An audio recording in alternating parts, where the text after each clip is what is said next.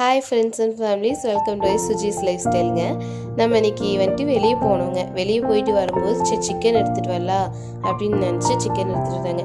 சிக்கனில் வந்துட்டு பிரியாணி செய்கிறதா இல்லை வந்துட்டு சிக்கன் குழம்பு வைக்கலாமாங்கிறது வந்துட்டு ஒரு பெரிய யோசனைங்க. சரின்னு சொல்லிட்டு ஒரு முடிவை வந்துட்டு பிரியாணி செய்யலான்னு முடிவு எடுத்தாச்சுங்க. சரின்னு சொல்லிட்டு நல்லா வந்துட்டு கறியை ஒரு 2-3 தடவை கழுவியாச்சுங்க. கழுவிட்டு நல்லா வந்துட்டு மேரினேட் பண்ணுறதுக்கு கறியை நல்லா குத்தி எடுத்துக்கணும். அப்படின்னா தான் நல்லா மசாலா உள்ள இருக்கும். மேரினேட் பண்ணுறதுக்கு தயிர், உப்பு, மிளகாத்தூள், பிரியாணி மசாலா போட்டு நல்லா வந்துட்டு மிக்ஸ் பண்ணிட்டு அப்புறம் லெமன், அப்புறம் வந்துட்டு ஆயில் ஊற்றி நல்லா மிக்ஸ் பண்ணிக்கணுங்க. நல்லா வந்துட்டு சூப்பரான ஒரு டேஸ்ட் இருக்கும் நம்ம கறி சாப்பிடும்போது. சரிங்களா, மிக்ஸ் பண்ணிவிட்டு கறி ஒரு அரை மணி நேரம் மேரினேட் ஆகுற மாதிரி நான் வந்துட்டு ஊற வச்சுருக்கேன். டைம் பார்த்து நீங்கள் ஒரு அரை மணி நேரத்துக்கு மேலே நீங்கள் ஊற வச்சுக்கலாம். அது இன்னும் நல்லாயிருக்கும்.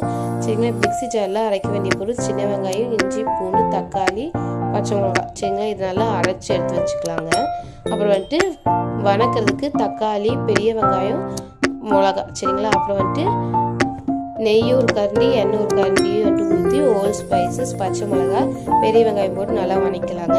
பெரிய வெங்காயம் வணங்கின வாட்டி தக்காளி போட்டு நல்லா வணக்கலாங்க. தக்காளி போட்டு நல்லா வணங்கின வாட்டி நம்ம வந்துட்டு அரைச்சி வச்சுருக்க பேஸ்ட்டு, அந்த பேஸ்ட்டை போட்டு நல்லா வந்துட்டு உப்பு போட்டு வணங்கணுங்க. அப்புறம் பச்சை வாசம் போடுற அளவுக்கு வணங்கணும்.